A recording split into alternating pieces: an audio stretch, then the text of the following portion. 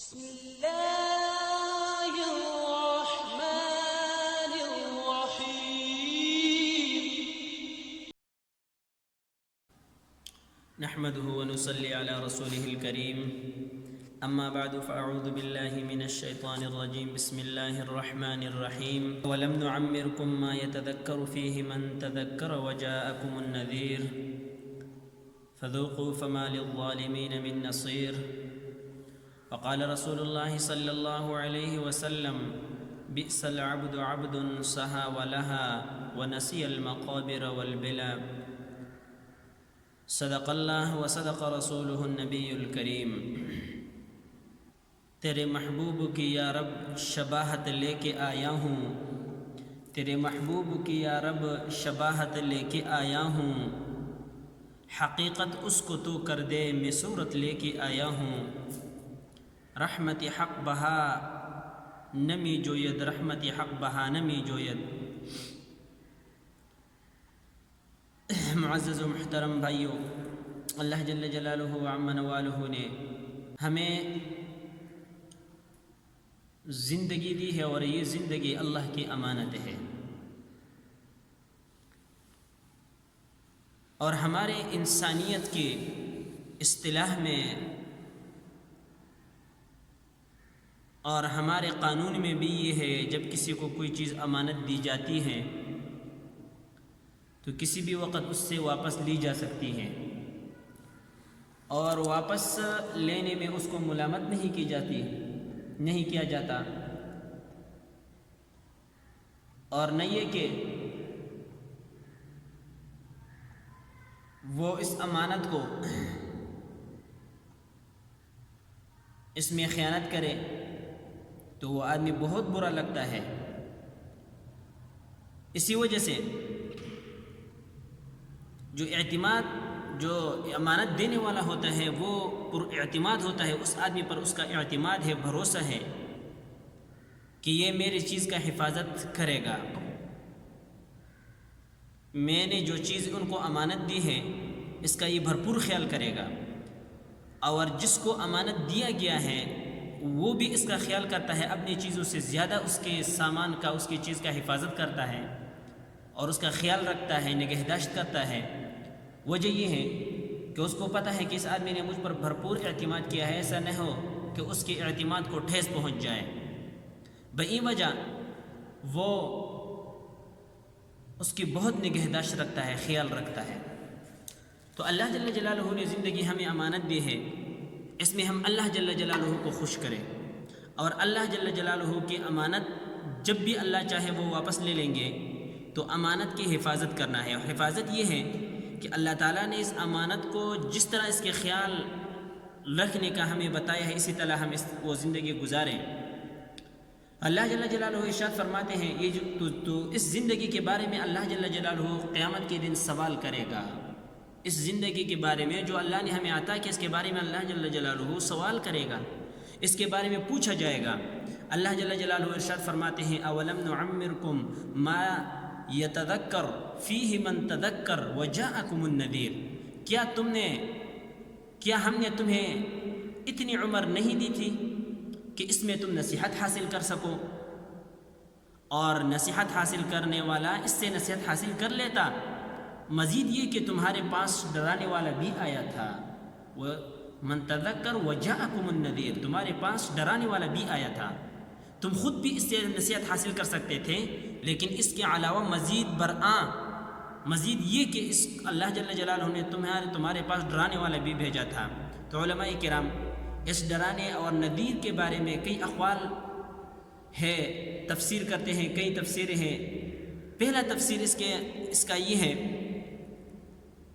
پہلی تفسیر یہ ہے کہ نذیر ڈرانے والا، اس سے مراد خود رسول اکرم صلی اللہ علیہ وسلم ہے، اور عمر سے مراد جناب رسول کریم صلی اللہ علیہ وسلم کے جو دعوی رسالت ہے تو اس کا علم ہو جانا ہے.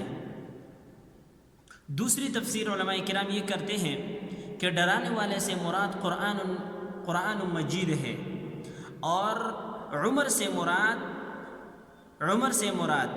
قرآن کریم اور اللہ جل جلالہ کا کلام ہونا اور دعوائے کلام کا معلوم ہو جانا یہ مراد ہے۔ جبکہ تیسری تفسیر علماء کرام کرتے ہیں کہ عمر سے مراد جو 60 سال کی زندگی ہے وہ ہے، جو عموماً آپ علیہ الصلوۃ والسلام ارشاد فرماتے ہیں کہ میرے امت کی عمومی عمر اعمار امتی بین 60 و 70، میرے امت کی جو عمومی عمر ہے وہ 60 اور 70 کے درمیان ہے۔ تو یہی عمر یہ عمر ہے، اور ڈرانے والے نذیر سے یہاں پر پھر مراد ہوگا بال کا سفید ہو جانا۔ کسی کے بال سفید ہو جائے تو اس کا مطلب یہ ہے، ویسے بھی ہم تو آج کل بال چھوڑتے نہیں ہیں، داڑھی بنواتے ہیں تاکہ ہمارے جو سفید بال ہے وہ چھپ جائے، حالانکہ اس طرح نہیں ہونی چاہیے۔ اصل میں جو سفید بال کا ہونا ہے، بالوں کی سفیدی یہ باعث رحمت ہے، نہ کہ باعث زحمت ہے۔ بالوں کا سفید ہو جانا یہ باعث رحمت ہے، نہ کہ باعث زحمت ہے۔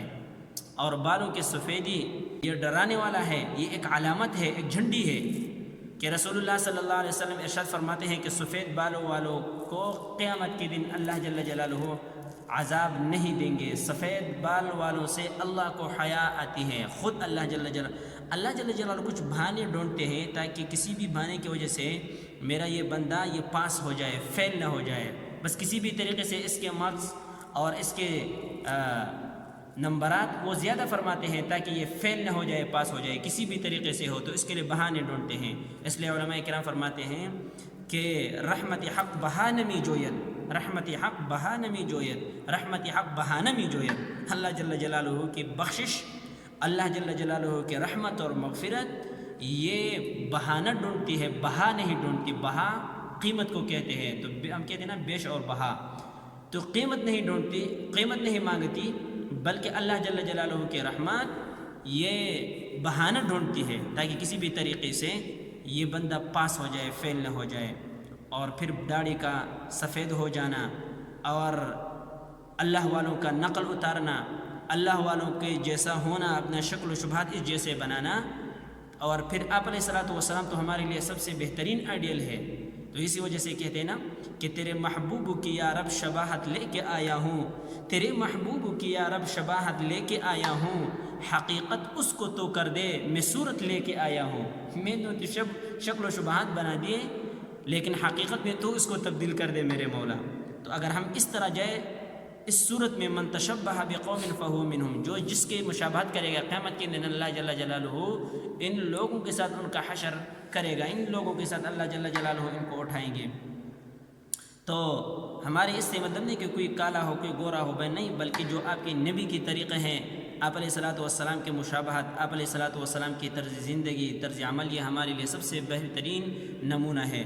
وہ کہتے ہیں کہ کالی سے مطلب نہ گوری سے مطلب، کالی سے مطلب نہ گوری سے مطلب، پیا جس کو چاہیے سہاگن وہی ہے۔ تو یہ جو 60 سال زندگی ہے اس کے بارے میں پوچھا جائے گا کہ کیا تیرے پاس ڈرانے والا نہیں آیا تھا؟ اولم نعمرکم ما یتذکر فیہ من تذکر وجاءکم النذیر، کیا تمہارے پاس ڈرانے والا نہیں آیا تھا؟ یعنی تیرے بال سفید نہیں ہو گئے تھے؟ یہ تو تمہارے موت کے لیے ایک قسم جھنڈی ہے، بس موت آیا ہی چاہتی ہے، موت آیا ہی چاہتی ہے، ابھی وہ گھنٹی بجا رہے کہ میں آ رہا ہوں۔ اور ایک تفسیر علماء کرام نظیر کی یہ کرتے ہیں کہ اولاد کی اولاد یہ بھی موت کی علامت ہے، موت کے لیے جھنڈی ہے کہ سفید بال آئے یا نہ آئے، سفید بال سفید ہو جائے یا نہ، لیکن جب اولاد کی اولاد پیدا ہو جائے تو یہ اشارہ ہے کہ اب پلیٹ فارم تم نے خالی کرنا ہے، پلیٹ فارم خالی کرے۔ اس پلیٹ فارم پر کب تک بیٹھے رہیں گے؟ اب مسافروں کی دوسری کھیپ آ گئی ہے، دوسری کھیپ آ گئی ہے، دوسری ٹولی آ گئی ہے، دوسری جماعت آنے والی ہے، اولاد ہے، پھر اولاد کی اولاد ہے، تو تم نے یہاں سے کچھ کرنا ہے، ابھی وہ آنے ہیں، اس پر کب تک تم خوشی سے بیٹھو گے؟ لہٰذا تو اب آگے سامان سفر، رخت سفر تم نے باندھنا ہے، جو آخرت اس کے لیے بھرپور تیار تو ہر وقت رہنا چاہیے، نوجوانی میں بھی، ہر وقت میں۔ لیکن جب اولاد کے اولاد پیدا ہو جائے تو آدمی کہے گا کہ یار واقعی یہ میرا تیسرا سٹیپ ہے، ابھی میں تین صدیاں پہلے میں میرے 3 صدیاں تقریباً گزر گئی، یا قریب ہو گیا ہوں، یا 2 صدیاں گزر گئی ہے تقریباً، یا صدی تقریباً ابھی میرے کامل و مکمل ہونے والے ہیں. تو اس لیے کہتے ہیں کہ اللہ جل جلالہ نے جو ہمیں یہ زندگی دی ہے تو اس کو ہم امانت سمجھ کر ہم اپنی آخرت کے لیے اسباب تیار کر لیں. وہ کہتے ہیں کہ اذا الرجال ولدت ولدت اولادها وجعلت اسقامها تعتادها تلك زروع قد دنا حصادها، کہ جب اولاد کے اولاد پیدا ہو جائے اور مرض بھی ایک دوسرے یکے بعد دیگر مرض امراض آنے لگے اور اسی طرح معاملہ بن جائے، اسی طرح کیفیت ہو جائے، تو سمجھ لے کہ ابھی فصل پک گئی ہے، تو سمجھ لے کہ ابھی فصل پک چکی ہے، لیکن صرف درانتی پڑنے میں دیر ہے، درانتی پڑنے میں دیر ہے. یہ تو بوڑھوں کی کیفیت ہے. آ جاؤ نوجوانوں کی طرف کہ نوجوانی میں کتنی نوجوان ہم اپنے ہاتھوں سے قبر میں اتار چکے ہیں. بوڑھا باپ اپنے نوجوان بیٹے کو قبر میں اتارتا ہے، اور کبھی کبھار یوں بھی ہو سکتا ہے کہ نوجوان ہوا ہے. کتنے ہزاروں لوگ ہم نے دیکھے کہ دادا اپنے نواسے کو، اپنے پوتے پڑپوتے کو وہ قبر میں ڈال رہا ہوتا ہے. ہزاروں لوگ اس طرح ملیں گے. اور بچوں کی تو کیا، بعض بچے تو ماں کے پیٹ سے پیدا ہونے سے پہلے مرتے ہیں اور پھر پیدا ہو جاتے ہیں. کہتے ہیں کہ یہ بچہ مردہ پیدا ہو گیا ہے. تو یہ سوچنے کی بات ہے.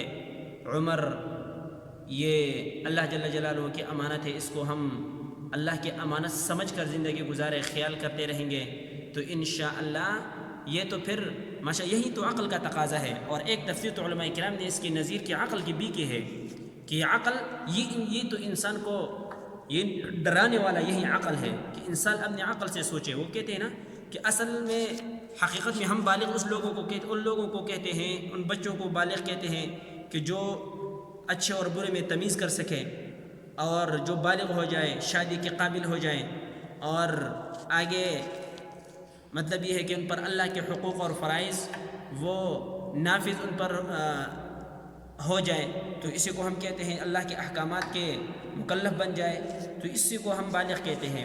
لیکن جو اولیاء اللہ ہیں، جو اللہ کے ولی ہیں، جو اللہ کے دوست ہیں، وہ بالغ اصل میں حقیقی بالغ ان کو کہتے ہیں کہ آدمی اپنے مالک کو پہچانے، اور اپنے زندگی اور اپنے مقصد اور منزل کو پہچانے کہ میرا منزل کہاں ہے، میں نے کہاں جانا ہے، آگے میرا منزل کہاں ہے، کہاں پر میں نے سٹاپ لینا ہے، اور میں کیا کروں گا قبر کی تیاری. تو یہ ساری چیزیں کو پہچاننا، ان ساری چیزوں کو پہچاننا ہی اسی کو بالغ کہا جاتا ہے. جو اللہ والے ہوتے ہیں وہ انہی کو، اور کسی بھی وقت وہ اللہ سے غافل نہ ہو جائے، ہر وقت وہ اللہ کی یاد میں، قبر اور آخرت کی تیاری میں لگے رہے. رجال لا تلہیہم تجارت ولا بیع عن ذکر اللہ. اللہ والے مرد، اللہ والے لوگ، مرد جو اصلی مرد ہوتے ہیں نا، جو اصلی بالغ ہوتے ہیں، وہ لوگ ہوتے ہیں کہ اللہ کی یاد سے ان کو دنیا کے کام، دنیا کی مال و دولت، دنیا کی بادشاہت، وزارت، سلطنت اور دنیا کی یہ بیع اور یہ چیزیں، دنیا کی مصروفیات اور مشغولیات، دنیا کے کام، دنیا کے مال و اسباب، مال و متاع، یہ ان کو اللہ سے غافل نہیں کر سکتے ہیں. اسی کو کہا جاتا ہے حقیقی بالغ، اسی کو کہا جاتا ہے حقیقی بالغ. تو اللہ جل جلالہ ہمارے یہ جو زندگی ہے اللہ تعالیٰ نے ہمیں امانت دی ہے، اس کو اپنے ذات کے لیے، اپنے رضا کے لیے صرف کرنے کی توفیق ہمیں عطا فرمائے. وآخر دعوانا ان الحمد للہ رب العالمین.